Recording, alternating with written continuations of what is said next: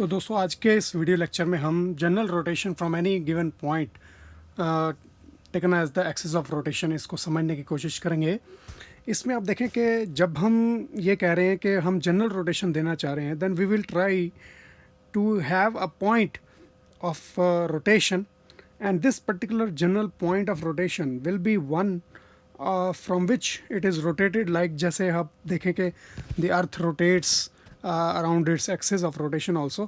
तो देखें जरा ग्राफिकली समझने की कोशिश करते हैं कि किस तरह से हम ये जनरल रोटेशन कर सकते हैं। मान लिया जाए कि कोई ऑब्जेक्ट है, मान लिया जाए मैं रेक्टेंगल ले रहा हूँ इस केस में, and this rectangular object has some point से this one lower left corner P, और इस पॉइंट P के मान लिया जाए कोऑर्डिनेट्स हैं X Y, these are the coordinates of this point, और ये ओरिजिन से इस तरह से हम जो है इनको मिला सकते हैं कि हाँ ठीक है, इस तरह ओरिजिन O से जो है इतनी दूरी पर ये पॉइंट है जिसमें x जो है स्मॉल x वैल्यू है और y की स्मॉल y वैल्यू है।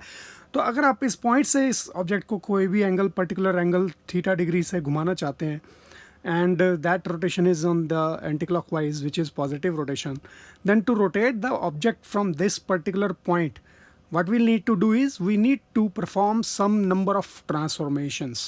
क्योंकि हमें मालूम है कि रोटेशन के दौरान सिर्फ ओरिजिन ही एक ऐसी जगह है जहाँ पर पॉइंट फिक्स रहता है, बाकी सभी पॉइंट घूम जाते हैं। So what we will need to do is we will need to translate the point P to the origin first. तो अगर हम इसे ओरिजिन पे ले आएँ और फिर रोटेट करें तो automatically that particular point will remain fix. तो देखें डायग्राम में हमें इसको यहाँ ले आए और फिर हमने इसको मान लिया जाए थीटा डिग्री से घुमाया। अगर थीटा डिग्री से घुमाया तो घूमने के बाद, ओरिजिन से घूमने के बाद जो है वो इस तरह से कुछ नज़र आएगा। And then what we do is ये थीटा डिग्री घुमा लेने के बाद हम इसे वापस रिवर्स ट्रांसलेट कर देंगे इसकी ओरिजिनल जगह पर, जहाँ पर पॉइंट P जो था वो XY जगह पर था। तो ये रिजल्टेंट जो आपका रोटेशन होने के बाद वाला ऑब्जेक्ट है, this will look like this in the graph. ये आप ग्राफ वाली साइड पे आप देख सकते हैं कि मैंने बना दिया कि रिजल्टेंट रोटेटेड रेक्टेंगल कैसा दिखेगा। तो देखें करना क्या होगा, 3 ऑपरेशन है। पहला ऑपरेशन जो है वो आपको ट्रांसलेट करना होगा पॉइंट P, जो पॉइंट आपका एक्सिस ऑफ रोटेशन बनना चाहता है, जिसको आप फिक्स रखना चाहते हैं in the object. You have to translate that point to the origin first. सबसे पहले मैंने क्या ट्रांसलेट कर दीजिए पॉइंट P को ऑरिजिन पे। ये कोऑर्डिनेट जो मैंने एक्स वाई लिए हैं वो आपकी मर्जी है, आप इसको कोई भी अदर पॉइंट भी, कोई और नाम भी देना चाह सकते हैं तो दे सकते हैं। Then operation number 2 will be to rotate the object by an angle theta from the origin now, because जिस पॉइंट को आप फिक्स रखना चाहते थे वो तो ओरिजिन पे आ ही गया है। अब मैं थीटा डिग्री से घुमाऊंगा तो वो पॉइंट वहीं का वहीं रहेगा, ओरिजिन फिक्स रहता है। And the operation number 3 will be to apply the reverse translation operation so that the origin will move to the point of origin which is on the object, that object will move to the original point Pxy। तो हम Pxy पर वापस भेज देंगे, जिसको कि P dash x dash y dash मैं लिख रहा हूँ यहाँ पर फिलहाल, but it will be P of xy। वापस हम उसे ट्रांसलेट करा देंगे, तो रिवर्स ट्रांसलेशन यहाँ पर लगेगा जो कि P ऑफ xy को वापस उसकी लोकेशन पर भेज देगा जिसको आपने पहले ट्रांसलेट करके ओरिजिन पे बनाया था। तो देखें जरा मैट्रिक्स की फॉर्म में इसे हम कैसे लिखेंगे। 3 ऑपरेशन हमने लगाने हैं, and we have seen in the earlier videos also that जो हम ट्रांसफॉर्मेशन अप्लाई करते हैं हम उसमें पॉइंट मैट्रिक्स को राइट साइड पे मल्टीप्लाई करते हैं। दैट मीन्स ट्रांसफॉर्मेशन मैट्रिक्स जो है वो प्री मल्टीप्लाई करते हैं। तो अगर हमें एक से ज़्यादा ऑपरेशंस लगाने हैं, कंपोजिट ट्रांसफॉर्मेशंस लगानी है, तो आपको पहली ऑपरेशन मैट्रिक्स जो है वो राइट मोस्ट पे लिखनी है।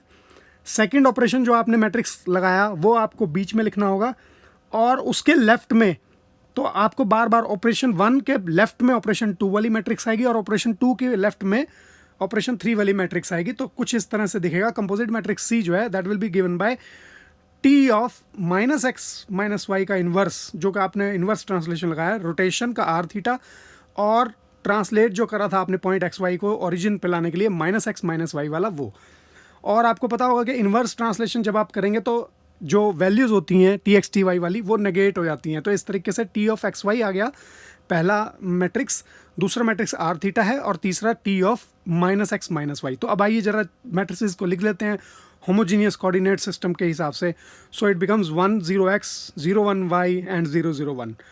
आर थीटा अगर हम लिखना चाहें तो that will be given by cos theta minus sine theta zero, minus sine theta zero, then sine theta cos theta zero, and last row will be 0 0 1। तो लास्ट रो 0 0 1 ही होती है। तो मैंने ये मैट्रिक्स जो है अपनी ये वाली भी कंप्लीट कर दी, जो आर थीटा को रिप्रेजेंट कर रही है, थीटा डिग्री से घुमाने के बाद क्या होगा। And the first operation which was के पॉइंट पी एक्स वाई जो था पॉइंट, उसको ओरिजिन पे लाना, तो 1 0 माइनस एक्स 1 0 1 माइनस वाई लगाया, और 0 0 1 ये हमारी तीसरी रो आ गई है। So in this way we have the order of matrices. Now we have to multiply these together to get the composite transformation matrix. तो देखें, अगर हम मल्टीप्लाई करते हैं इन सभी मैट्रिसेस को, we will get the resultant composite transformation matrix. देखें जरा, multiply the matrices to get the composite transformation matrix. तो let us multiply the first matrix with the second one first, क्योंकि यहाँ 1 0 x है। ऑब्वियसली देखिए, पहली रो जब पहले कॉलम से गुना होगी, फर्स्ट रो फर्स्ट कॉलम से गुना होगी, तो बड़ा आराम से, अब 1 0 x है तो फर्स्ट को 1 से गुना करना है, सेकंड एलिमेंट को 0 से, और थर्ड को x से। अगर मैं सेकंड मैट्रिक्स के कॉलम को देखूँ तो 1 इंटू जो कॉस ऑफ थीटा है वो करेंगे तो कॉस थीटा आ गया, 0 इंटू साइन थीटा करा तो कुछ नहीं है, और 1 जब x इंटू 0 करेंगे तो 0 आएगा। तो सेकेंड रो अब देखें, 1 0 x है तो माइनस साइन थीटा आएगा, 0 इंटू कॉस थीटा 0, और x इंटू 0 करेंगे तो 0। तो इसलिए थर्ड एलिमेंट अब आ रहा है, सिर्फ थर्ड एलिमेंट के कारण आएगा। x जब 1 से मल्टीप्लाई होगा तो रिजल्टेंट मैट्रिक्स बन पाएगी। ठीक है, तो इस तरीके से आप जो है हर मैट्रिक्स के रो को पर्टिकुलर कॉलम के साथ मल्टीप्लाई करने के बाद कॉरस्पॉन्डिंग एलिमेंट्स जब मल्टीप्लाई करेंगे, then you will get the resultant elements of the multiplied matrix.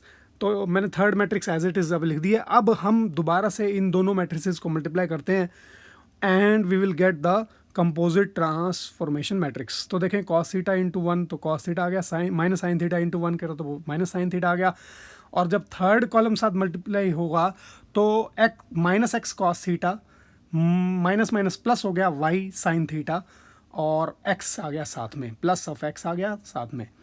And if you will go for the second row, तो sine theta cos theta Y वाली जो है रो पहली मैट्रिक्स की, ये मल्टीप्लाई होगी पहले कॉलम, फिर दूसरे कॉलम, और तीसरे कॉलम के साथ। तो देखें जरा, पहले कॉलम साथ जब मल्टीप्लाई होगी तो साइन थीटा आएगा, सेकंड कॉलम के साथ मल्टीप्लाई होगी तो कॉस थीटा आ गया, थर्ड कॉलम साथ जब मल्टीप्लाई करेंगे then you will get minus X sine theta minus Y cos theta and Y, so plus Y is there. And now the last row in all the homogeneous coordinate system matrices जो हैं, that will become 0 0 1 for all the transformations. तो इसको आपको निकालने की ज़रूरत नहीं होनी चाहिए। अगर आपने बिल्कुल ठीक लिखा है पहले, तो आगे भी अपने आप ही आंसर जो है वो 0 0 1 ही आएगा। Now let us rearrange the elements of the third column. तो देखें जरा, पहले दो कॉलम तो मैं एज इट इज़ लिखूँगा, x में यहाँ पे कॉमन ले रहा हूँ, एक x पहले है और माइनस एक्स साइन थी माइनस एक्स कॉस थीटा था, तो x कॉमन ले लिया, 1 माइनस कॉस थीटा आ गया। सेकंड कॉलम जो सेकंड रो का जो थर्ड कॉलम है उसकी जो अंदर है उसमें y कॉमन लिया जा सकता है, तो माइनस एक्स साइन थीटा पहले लिख दिया, y कॉमन लेके 1 माइनस कॉस थीटा मैंने यहाँ पर भी लिख दिया। तो इस तरीके से we have the elements for the second row third column of the composite transformation matrix, और आखिरी जो है वो तो 0 0 1 ही रहने वाला है।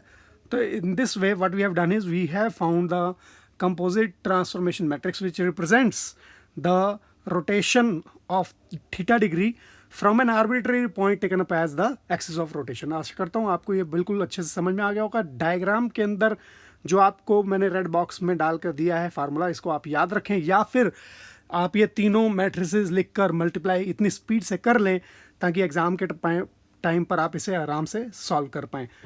आई बिलीव कि आपको ये चीज़ अच्छे से समझ में आ गई होगी। आप प्लीज़ चैनल को लाइक करें, सब्सक्राइब करें और शेयर करें अपने दोस्तों के साथ ताकि वो भी सीख सकें कंप्यूटर ग्राफिक्स।